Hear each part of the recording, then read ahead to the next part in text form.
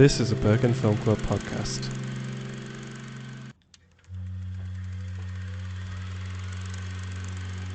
Like an old movie removed from the frame, I am floating and looking for someone to blame. Won't you project me on the walls of your heart? I'm waiting for the real thing to start.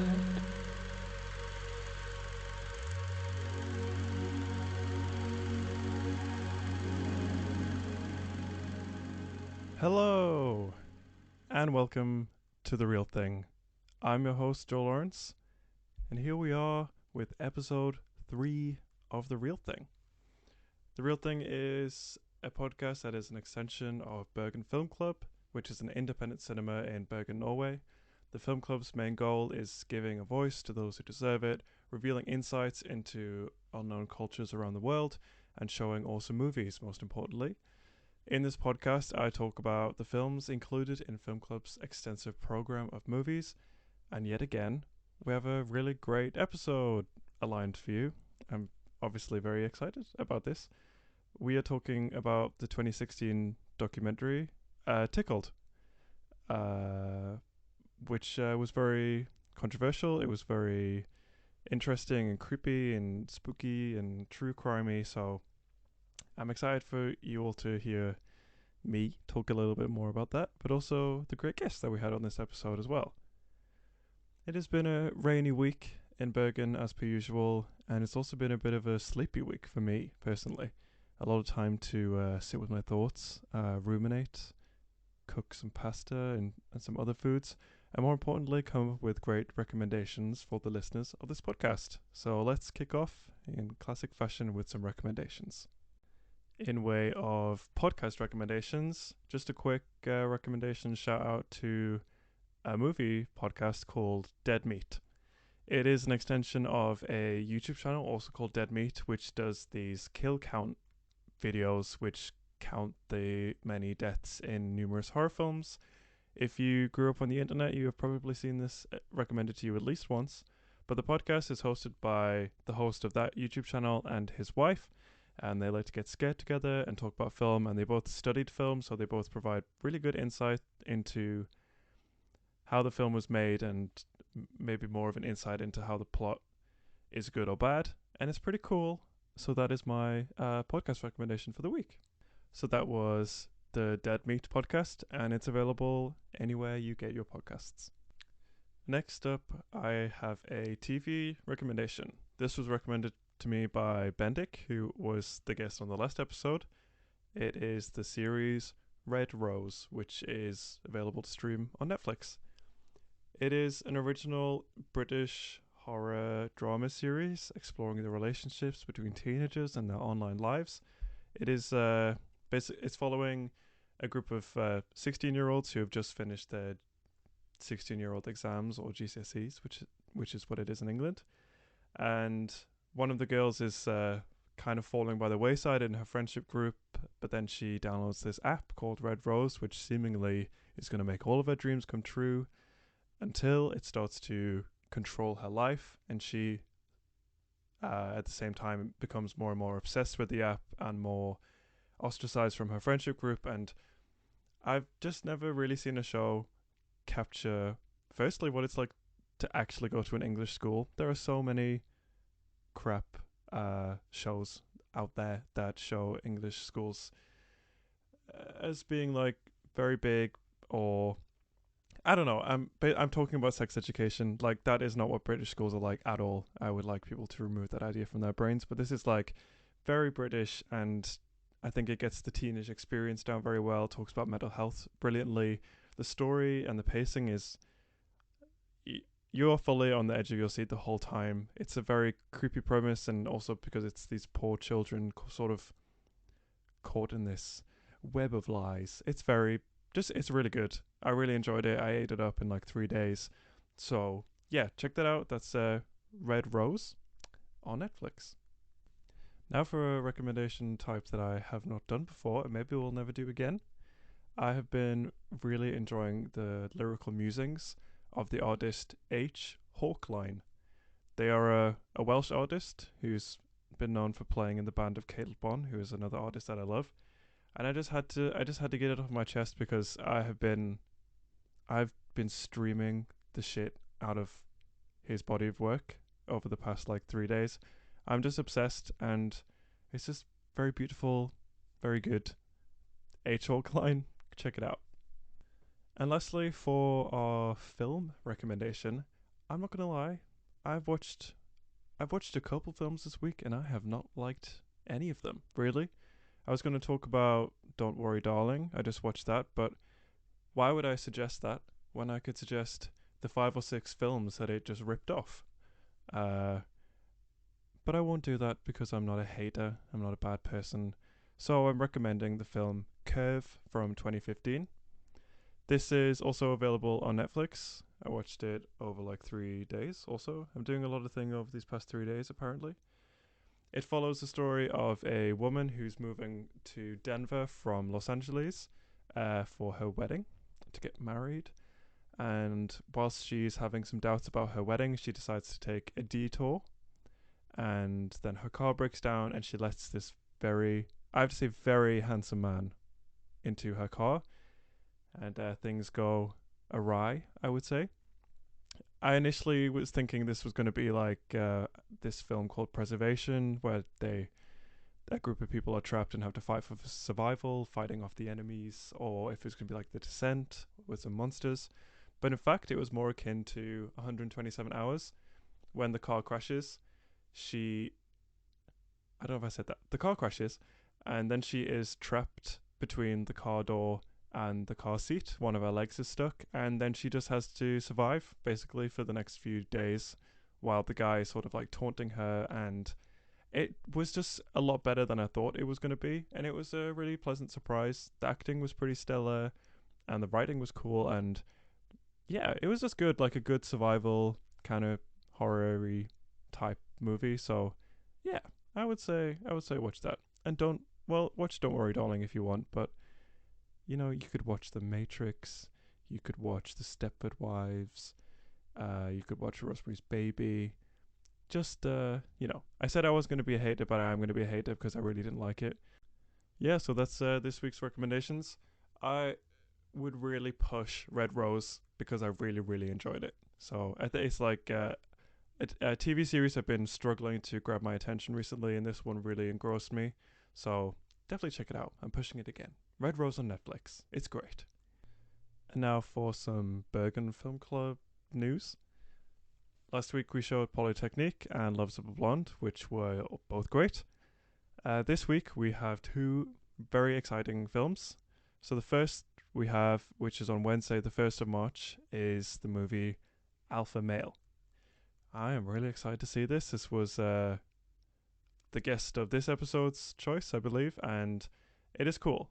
Alpha Male, it's about a guy who is convinced by his girlfriend to sign up for a quit smoking course, and he accidentally ends up in a self development course where he's under the influence of a charismatic leader.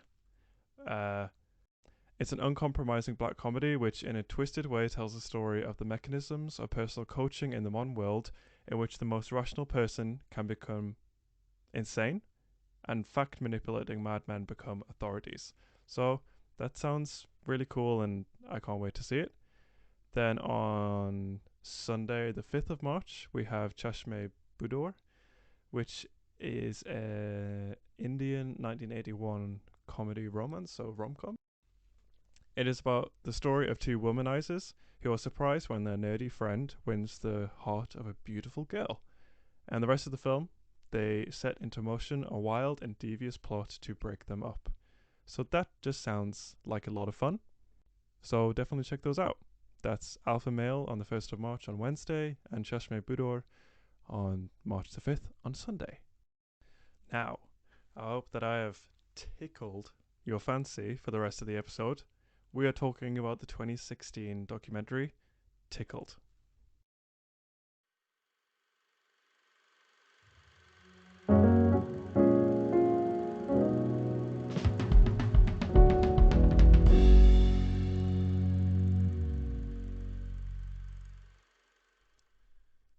So yeah, we're talking about the 2016 documentary Tickled. This documentary is pretty crazy. In not crazy in the way that you think it would be crazy. It's just so much more than that. It is directed by David Farrier and Dylan Reeve.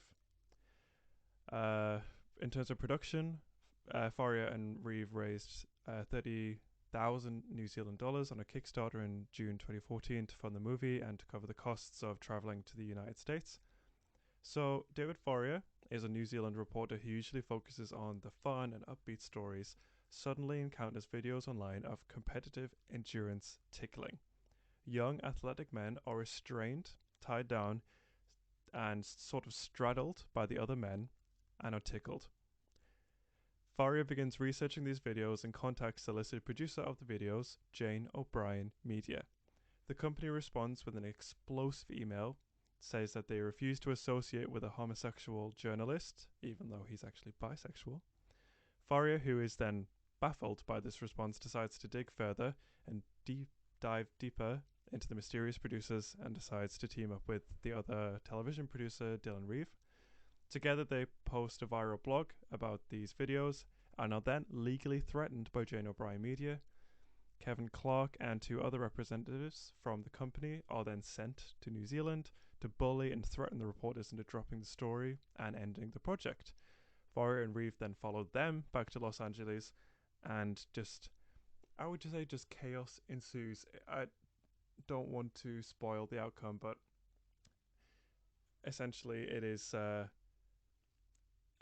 very creepy man who is behind all of this, called David Tomato, and it's basically about him exploiting very young men, 18, 19, 20, because he is addicted to watching tickling videos, and he just has like an endless pot of money that he's using to not only get these videos and pay for the travel of these men, but also blackmail them, control them, launch cyber attacks on them, ruin their lives.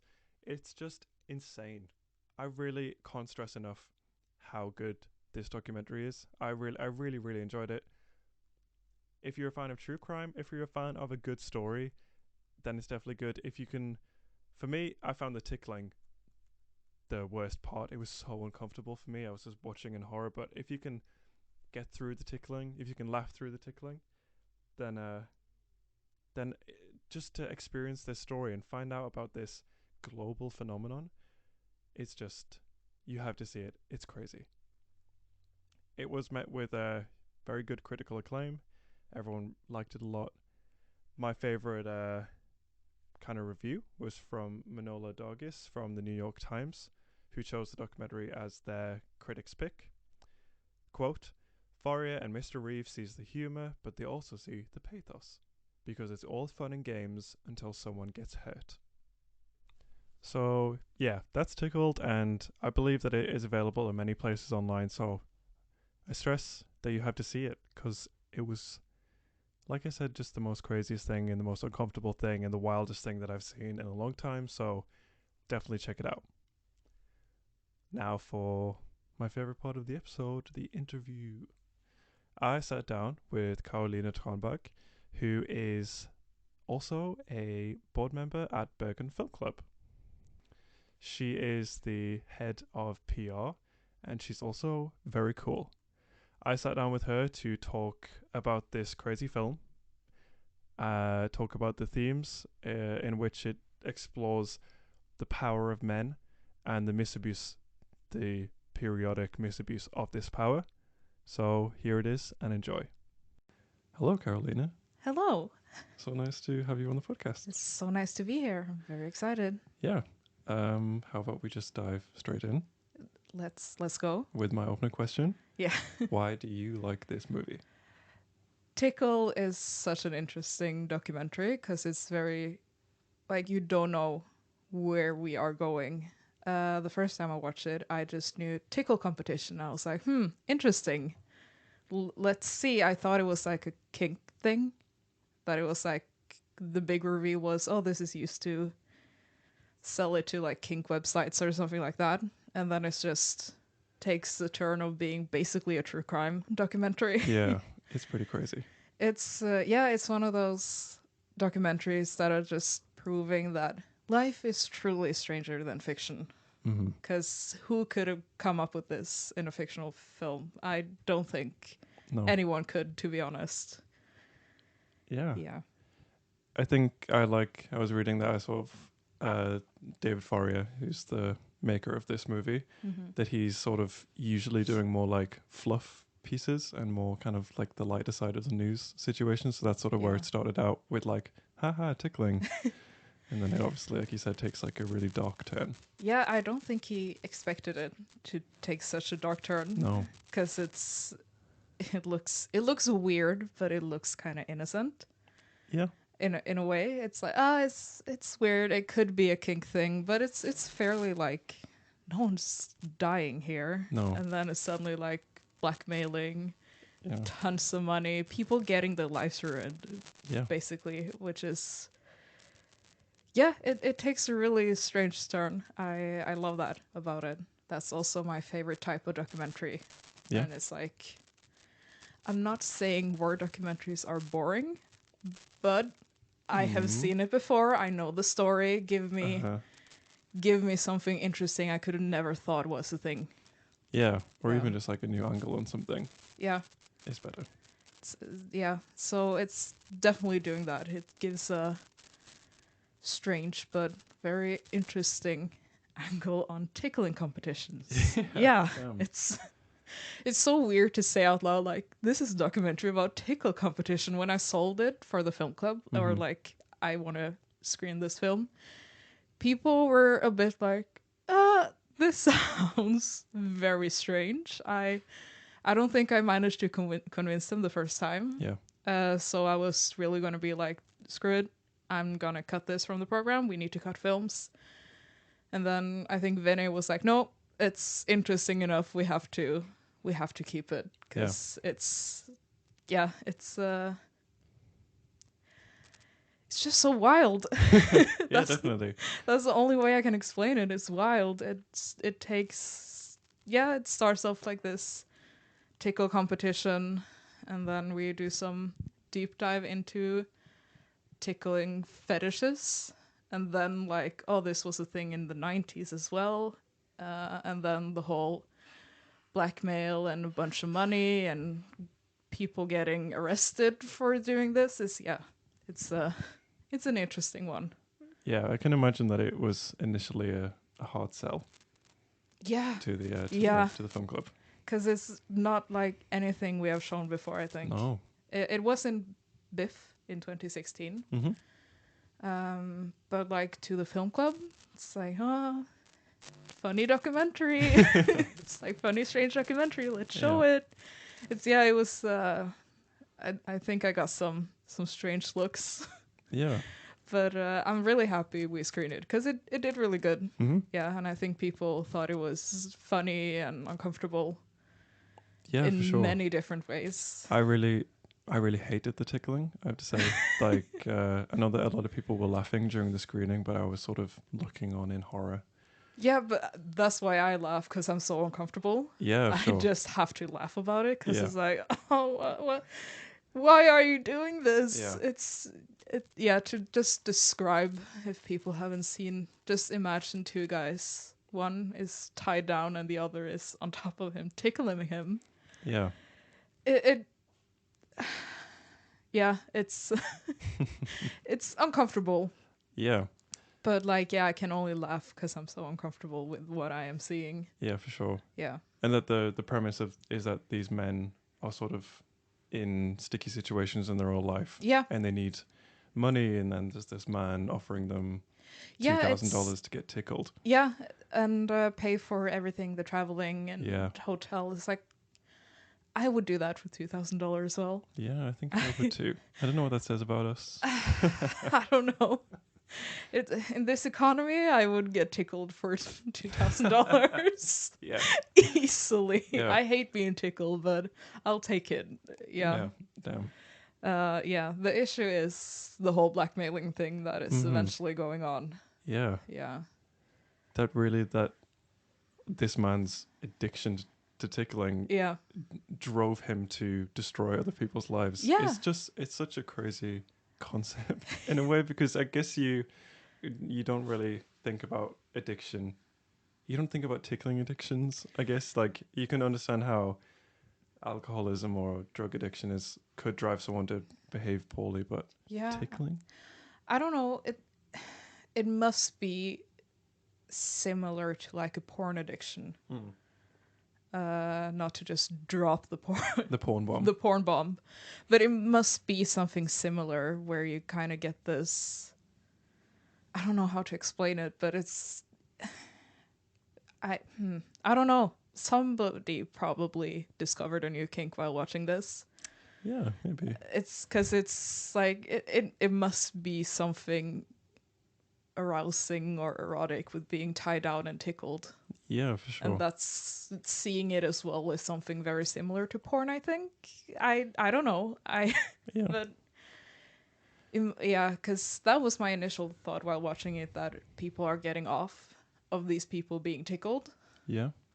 Which some people probably are, but I think like the big bad guy at the top, he's kind of just getting off of the power of what this is Yeah, doing. for Yeah, sure. yeah, And I would have explained this previously, but when he's sort of masquerading as these women, yeah. when he was acting as the women, it was very clear that it was a sexual gratification thing Oh yeah, yeah. for this fake person that was Ye- actually this man. But so I suppose, but maybe you enlightened someone in the crowd by showing Maybe. this movie. Yeah, maybe. That's a nice thought. I mean, if it makes them happy. Yeah, But as long as no one gets hurt. yeah, as long as they do it consensually and don't Mhm.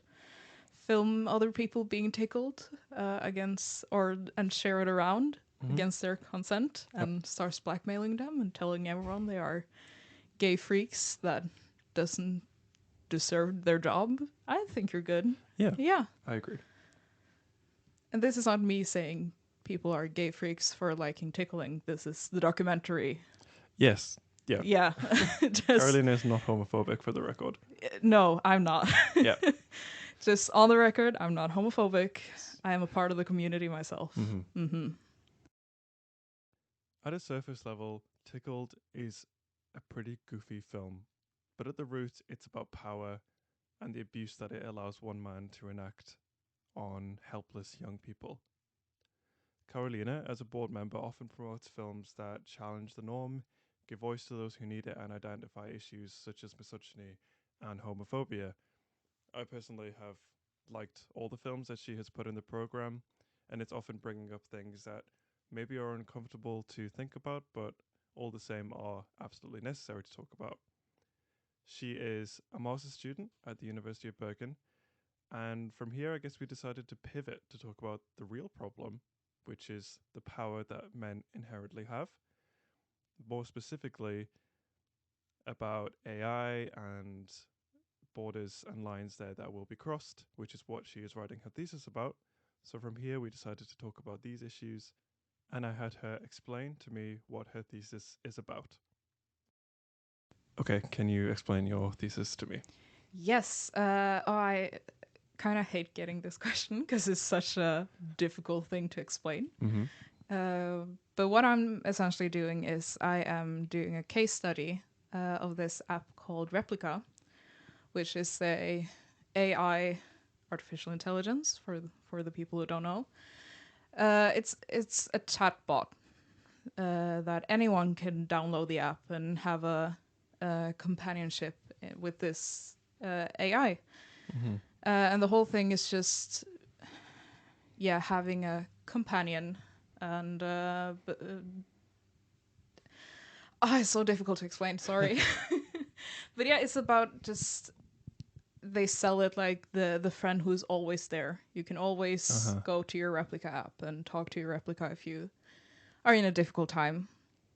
But of course, people use this for more than just a companionship kind of thing.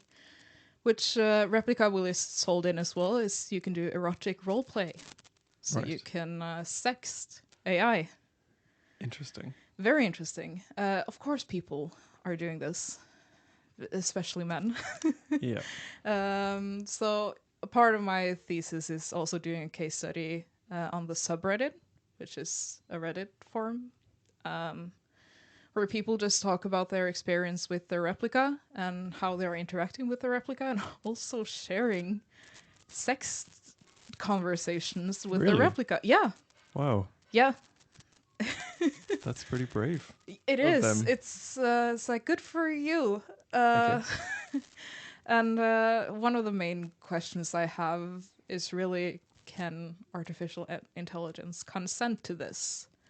Okay. So that's kind of a huge part of it. Like, how are we going to deal with AI and consent? Are we just going to let people do whatever they want with the AI, or do we have to set some boundaries? Yeah. And what inspired my thesis was actually the original Blade Runner film. Okay. Talk on Yes. that. Yeah. I watched it with two friends, both guys, and we saw it. And then the scene where Harrison Ford's character is kind of forcing himself on, oh, what's her name again? Is it Rachel? Rachel. Rachel, yeah.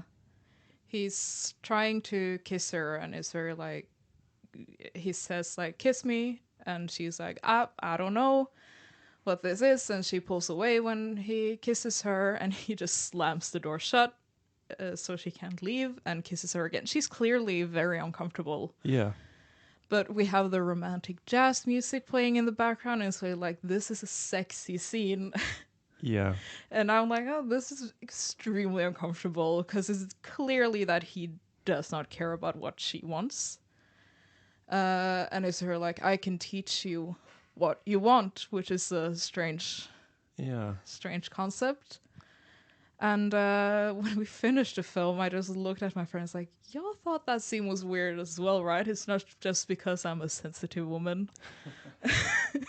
And just, that's because I find it weird. And they were like, no, this is definitely weird. Yeah. It's super Definitely. strange. And that's kind of when I started thinking about, what are we going to do with AI and consent if we ever get... I don't think we will be in a world where we have... Replicant humans. No, I don't think we'll get there. No. But I think we could have something similar to what you can see in Her. Yeah. That's probably doable. And we kind of see something similar like that with the Replica app. It's very Yeah, it is human-like. similar. It's... yeah, when I made an account and talked to it, it was like, oh, it feels like I'm talking to a person right now. Really? Yeah, it's very strange, but they have like little quirks, which is like, okay, this is not human, but yeah, a lot of the conversation is like, oh, I'm talking to a person now, Yeah. which is very weird. And people are kind of taking the liberty of doing what they want with these replicas because they can't say no, which is that's essentially what I'm looking at, Yeah. and how we're going to deal with this. Because can we just shut down and say no AI can be sexual? Are we going to give them boundaries the same way that people have boundaries? Like, how are we going to deal with this? Because it could be a potential future and something we have to think about at least and start questioning. And AI is like, it's going so fast right now. Yeah. There's so many developments. So yeah, I think timing of my thesis is really good. But it's a, yeah, I was wondering, like, what conclusions you might have drawn from it already, or, because I mean, to me, I think that having some sort of rules, some consent rules, makes sense. To me too. I think if this is gonna happen, we need to have some clear boundaries, like we do with people, because the thinner the line between human and AI is, the more likely it's like people are gonna cross it. And yeah, it's one thing on Reddit was that people admitted to abusing their AI girlfriends. Yeah. They would be arrested for what they did if it was against a human person. Or a human, not a human person, but a human. Yeah. And if the lines get so thin that you don't know, you can't kind of, if it's okay to do it towards an AI, it's okay to do it towards a person. And that's kind of, some people are like, oh, it's better to pretend to hit your artificial intelligence girlfriend. than your real girlfriend, so then it's fine. Which I disagree with.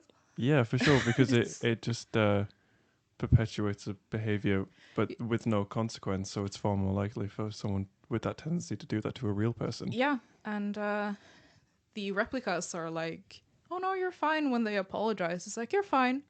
I don't mind." Which is, yeah, and then they go on Reddit and then they kind of get praised for abusing their ass. So this Really? behavior, yeah, people are like, "Oh, I do that too. It's like so much better and Oh God. such a healthy way of coping." It's like, no, it's not. It's a very toxic way of doing anything. Yeah, yeah, just pretending to hit someone. Mm. No, you're gonna get burned on that one real quick. I think that's such a downside of the internet, is that it Yeah, essentially gives a safe space and like a platform for these very troubled people to yeah, spread information to each other. yeah. That's yeah. It's also a difficult topic to write about because it doesn't exist. That's Yeah. why it's so like, oh, don't ask me what I'm writing about because it's so it doesn't exist yet. But we still do have example of AI and human relationship in films, which is why I'm kind of using films as well.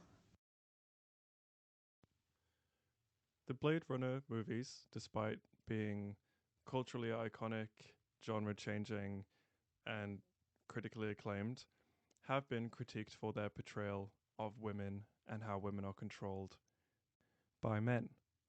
This is blatantly seen in Blade Runner 2049, the 2017 film, which is a semi direct sequel to the first movie, which came out in 1982. Through the inclusion of Ryan Gosling's robot anime AI girlfriend, Joy, played by Anna de Armas. Joy is what you could call, from to quote 30 Rock, a sexy baby. She is just there to support Kay, which is Ryan Gosling's character. Carolina had some insight into this character. I have thoughts about her character because she's also very like innocent and almost childlike. Yeah. Yeah. So I think when people kind of see Joy, that's what they want. They want someone innocent, but Yeah. still someone who's their wife and willing to project their body on a different woman to have sex with you. Like, yeah, Yeah. I think that's what they want. And also, Joy got kind of ruined for me during Biff Yeah. 2022 during the film Brainwashed. Yep. Is it Sex Power? Yeah. Sex camera power. Sex Camera Power, yeah. And then it's revealed that in the porn industry, Joy is jerk off instruction. Yeah. And I can't find anywhere that says that Joy in Blade Runner stands for jerk off instruction, But but that's how it's spelled. it's spelled the exact same way. It's not spelled Joy Yeah. like you would spell joy, is Joi. So it's like, this is questionable. It's unlike the poster thingy for Joy. It's like tells you everything you want to hear.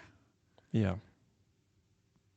Yeah, it's kind of that's that could fit a jerk off instruction. Not that I have seen any, but it could fit the. Yeah, that's kind of what you want to hear, and that's what joy is. She is this thing that tells you exactly what you want and what you want to hear.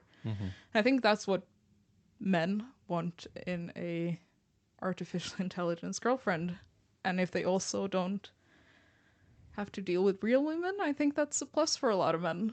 Because yeah, that's a whole different discussion. But yeah, With a lot of these movies, especially ones sort of relating to AI, the lead character, I think, of these films is often this sort of stoic, quiet, reserved, yet still incredibly sexy to women man. yeah, And I think that it gives them a very, very misguided role model. yeah, it does. Yeah, and it's also often interesting to see how different, like in Blade Runner, uh, the one from 2019, K is this strong but quiet, reserved man. He is probably someone that guys look up to because he is Ryan Gosling. He's hot. Everyone would be hot like Ryan Gosling. And he is an AI. He's like portrayed this way, and then you have Joy, Yeah. who's portrayed like sexy and innocent.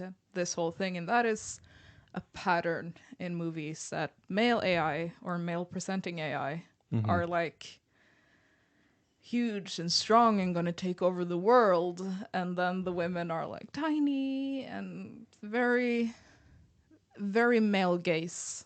Yeah. Yeah.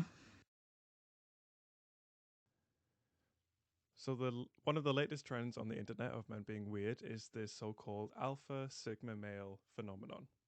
Whilst this is largely seen as a joke and fuel for the meme fodder, a lot of people do take it seriously and apply it to their everyday life.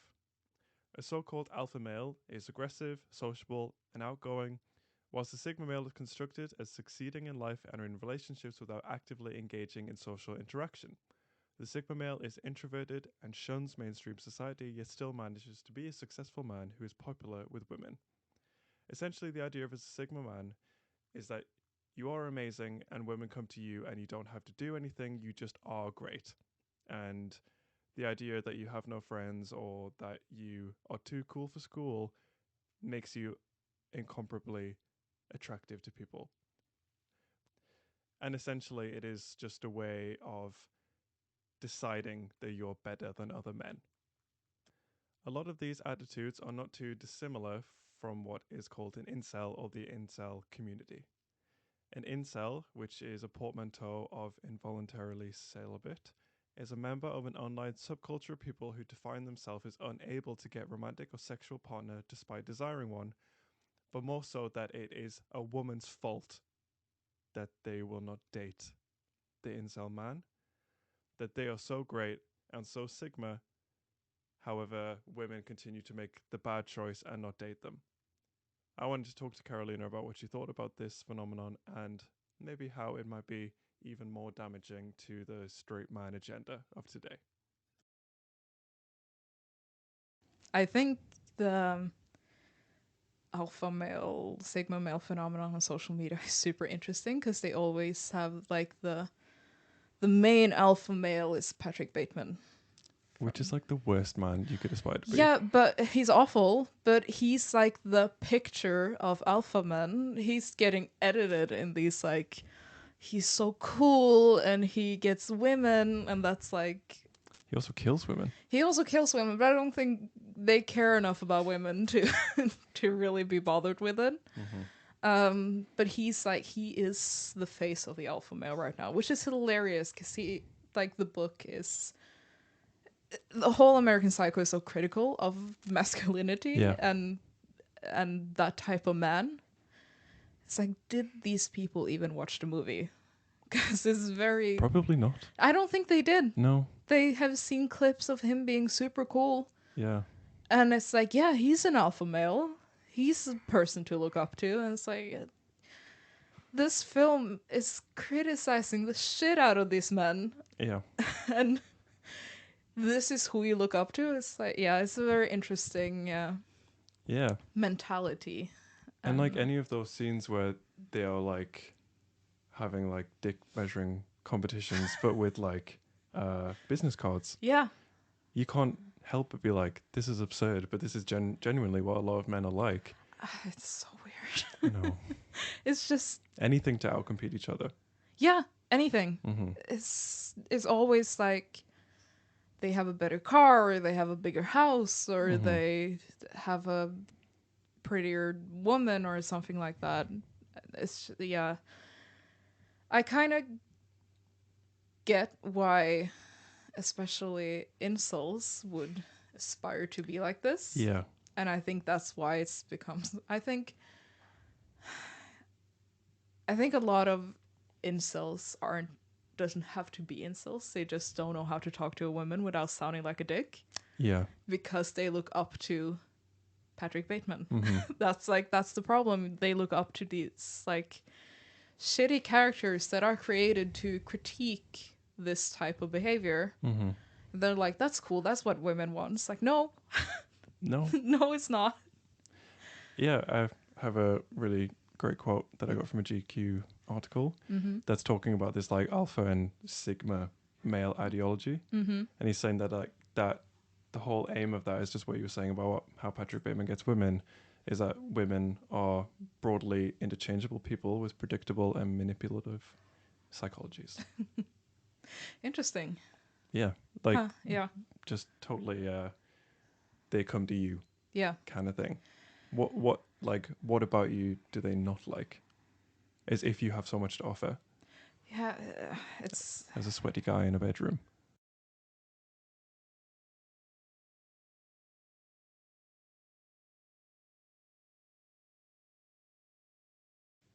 yeah, you're a sweaty guy living in your mom's basement. I don't mind that people live in their mom's basement. Like, great. Mm-hmm. In this economy, again, Yeah, save money where you can Smart. save. Yeah, Yeah. it's very smart, but at least talk to women like they are people, mm-hmm. because that's what we are. We are humans. Yeah, Talk to us in a normal way, and you will probably get laid. yeah. Yeah, I don't know a single woman who would want to date someone like Patrick Bateman No, or Andrew Tate, which is a real. let's not go there. Yeah, no, I'm scared to have his army come after Yeah. us. But yeah, it's like no women really wants to date that kind of guy. Shit. Researching this was so like depressing, Yeah, and as a male presenting person, I am constantly aware of my privilege and I hate it, and it's so depressing just reading about all of this. And then before we were doing this, I was talking to you about reading YouTube comments on some of these videos, and yeah, I was just getting like pain in my chest from reading. Like they genuinely think that it's okay to like batter a fake woman and think that there's no consequence in how that they behave. yeah, It's insane. yeah, And it's kind of scary. Like this, why your thesis topic I think is so cool and so interesting is that like you said, it's a very real thing, and even if it's not happening right now, the kind of beginning of it is here. So, yeah, it's been here for a while already. yeah. And I think the fact that that men are able to talk to AI women like this also, because I noticed the last couple of years misogyny is like a lot more prominent. You can see it a lot more than you did Yeah. a couple of years ago. The same with just sexism, racism, homophobia is so much more present now because it happened after Trump got elected for president. I feel like there was a shift. Yeah. And the fact that now men can get their sexual gratification from an AI woman is also, I think, a part of it. It's like, it's like, this is a property. You are a property, if that makes sense. I don't know where we're going with this one. I kind of just started rambling. Yeah. But yeah, a change has definitely happened. And the fact that we get this AI on top of it just makes things worse, in a way. Any hope? If we set some guidelines, I think so. And if if men starts to chill out a little bit and just act normally. Yeah.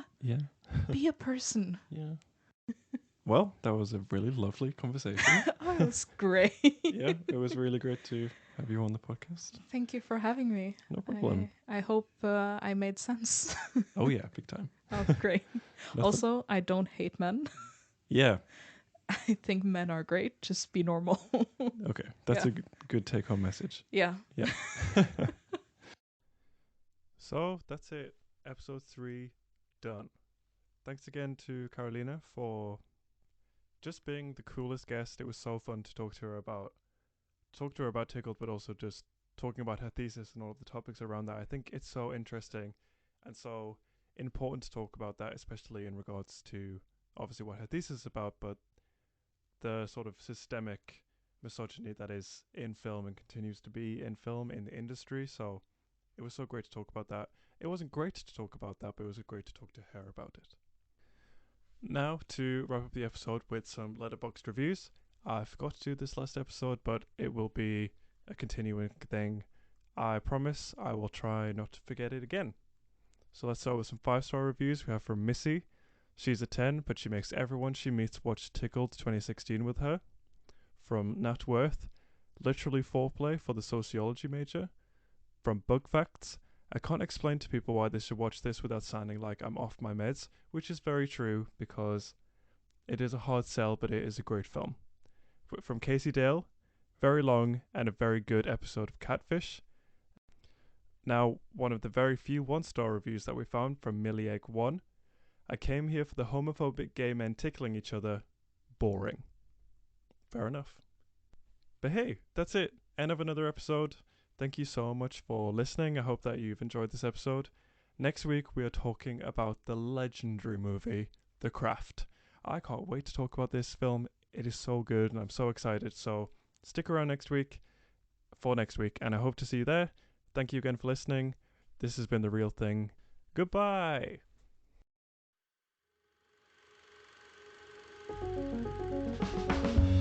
This has been a Bergen Film Club production. Our music is by Wise John. Check them out on Instagram at WISEJohnOfficial. Our logo is by Pia Sofia Brentersen.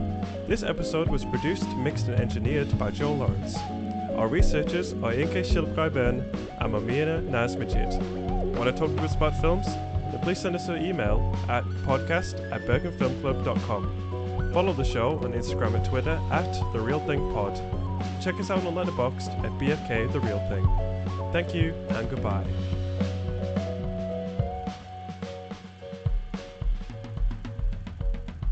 Listen, follow, leave us a review on Spotify, Apple Podcasts, Amazon Podcasts, or wherever it is that you get your podcasts.